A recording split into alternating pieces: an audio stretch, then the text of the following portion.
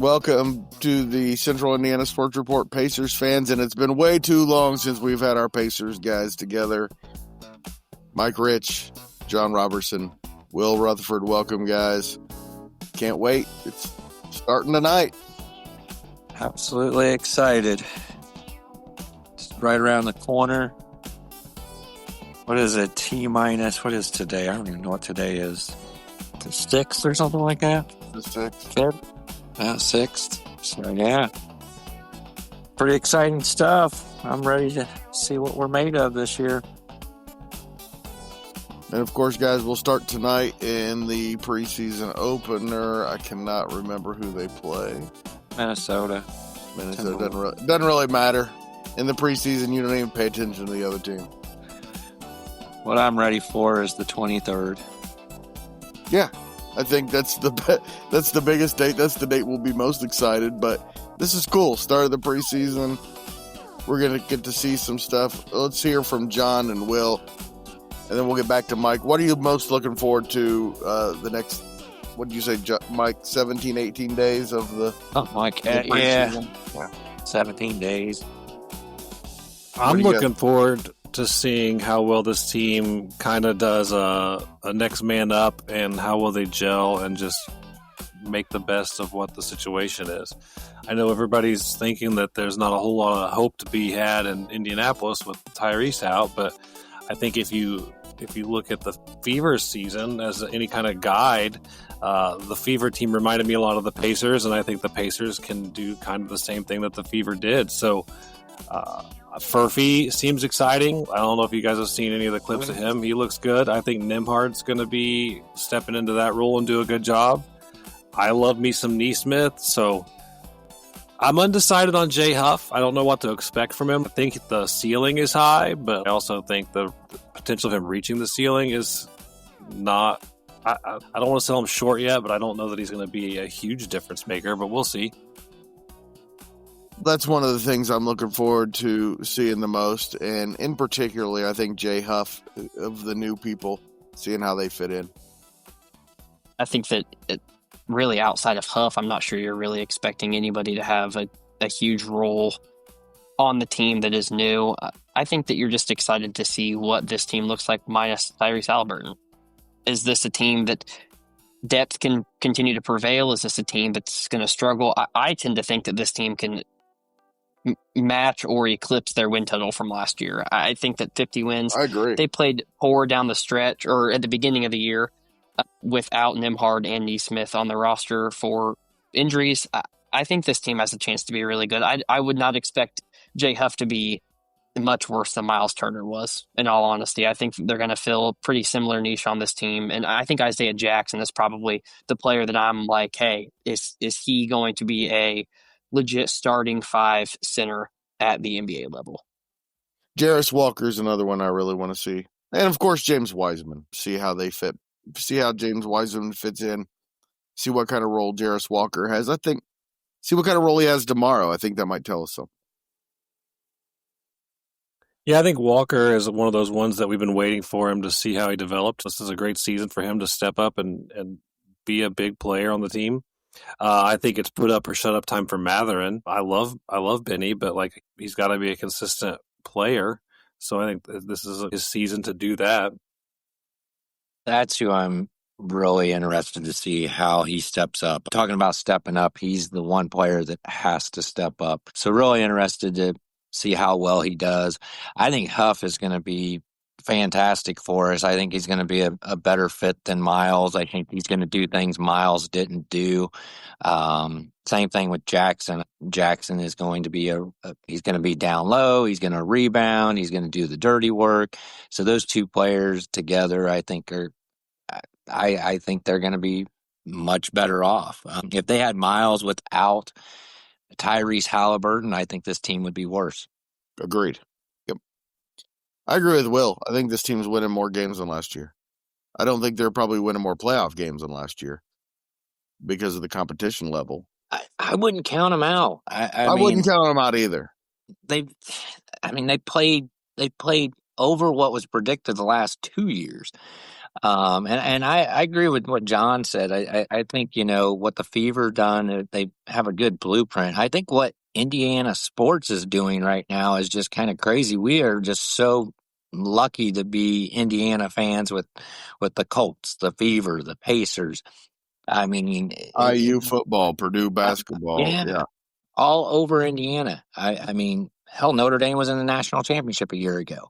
It's just we're so fortunate and we're so close. But my wife actually asked me a question yesterday. She's like, "What do you like better, the Colts or the Pacers?" And I said, well, "That's easy, hands down. I'd rather see the Pacers win a championship than the Colts win 3 or 4." They've been here forever, Mike. The Colts, Yeah. we got somebody else's team. So, but no, I'm super excited for the team. The East is wide open. Injuries are going to play a factor this season like they do every season. I just hope it doesn't hit us anymore. But if we're healthy, I agree. I think we can win 50 plus games and be right in it at the end of this year. So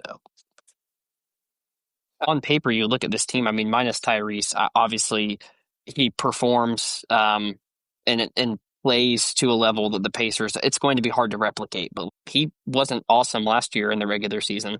He struggled a lot. I think Nimhard is going to be a riser. He always rises in the playoffs. I think he is the highest differential between regular season and playoff 3-point percentage in NBA history. So you're talking about a guy that steps up to the plate whenever is asked for him. And honestly, I think that Jarris Walker is an important player to talk about because if he can really become a solidified top 7 rotation player and his defense can continue to improve. I mean, you're talking about a guy that I think this Pacers team is just as good as without Tyrese Halliburton. If a player like him can elevate and become somebody that can give Siakam good rest during the regular season, somebody that can guard from, 1 to 5 if you really want him to, I think that this team has all the potential.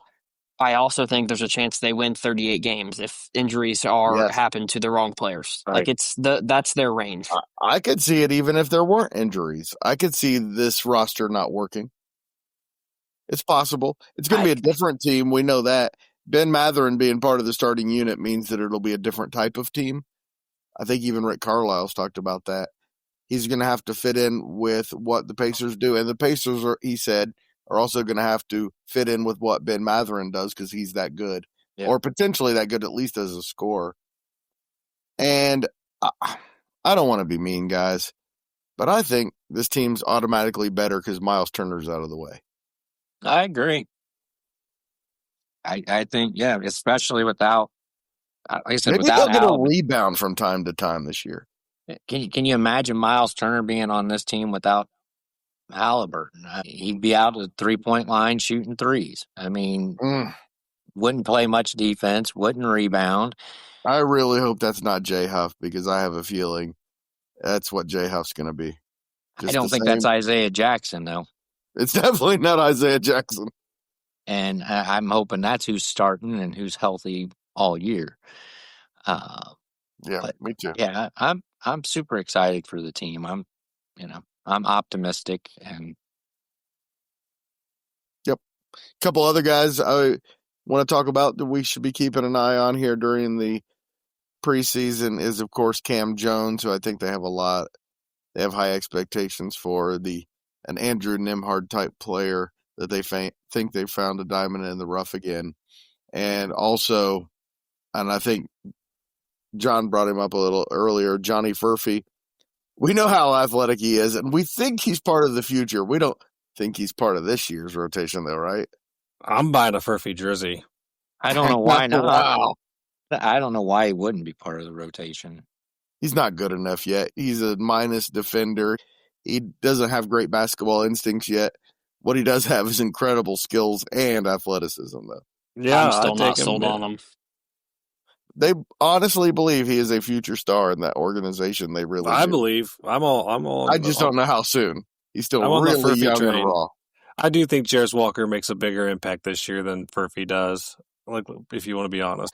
But I do think Furphy's going to have some big plays and start to hit his spotlight. He's already got 2 giant poster dunks and when the season hasn't even started. He's got the poster of a lifetime, best poster of all time in the summer league, and then he just dunked on Jay Huff the other day. I'm just saying, I think he's got potential. You know who we haven't talked? I'm looking at the roster. We haven't talked about it at all, but I think is going to have an opportunity to be good as a returner is Obi Toppin.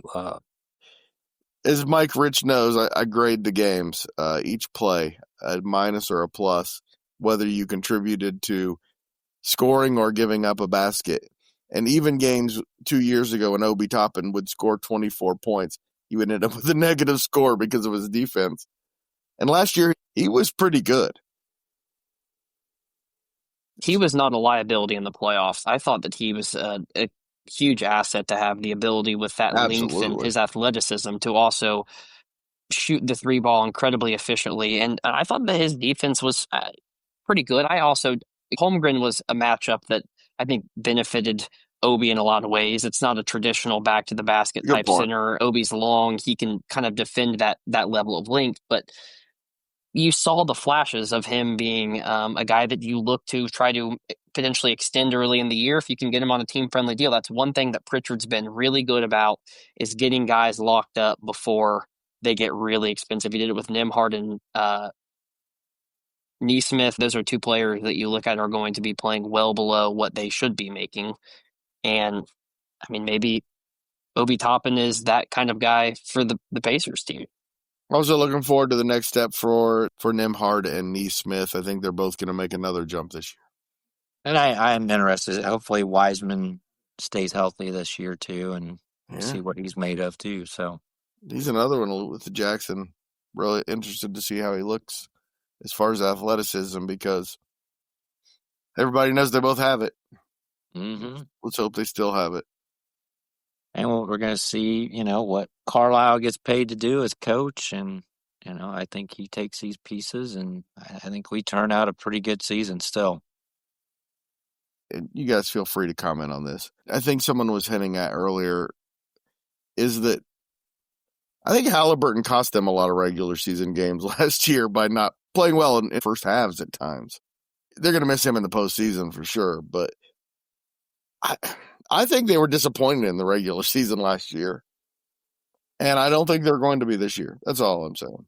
I think having a mediocre regular season helps them in the playoffs, if you want me to be honest with you. I think having a chip on their shoulder and have everybody writing them off from the beginning was actually a bonus for the postseason. I certainly wrote them off.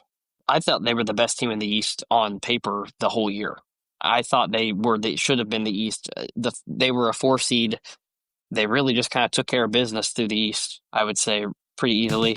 There was a ton of pushback. They didn't even get to a Game 7 until the finals. The losses with Halliburton last year, you just kind of eat them. If you think he is the sole reason they lost. I'm not complaining about Tyrese Halliburton. I'm just saying I think the regular season record may be better without him.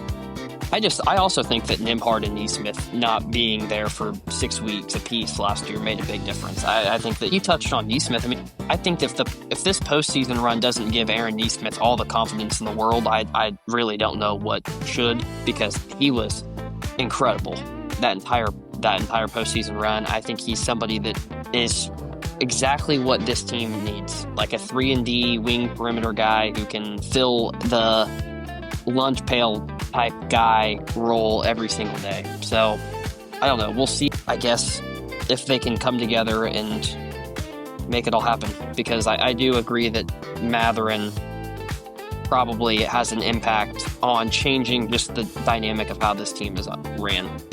Should be a good defensive team too. Let's talk Pacers like all the time now, guys. Thanks. And that's exactly what we are going to do. We will have reaction podcasts with Mike Rich, although he's not available all the time, so sometimes with guests following almost every game. And when we can't, we will do a special Pacers report the following day. We will have something to talk about after every Pacers game. Please join us. And please do us a huge favor and share this podcast with a Pacers fan in your life and help spread the word that the Central Indiana Sports Report is here talking about Central Indiana sports every single day. Thanks so much for listening. Central Indiana Sports Report is a product of ITG Media, and I love Susie.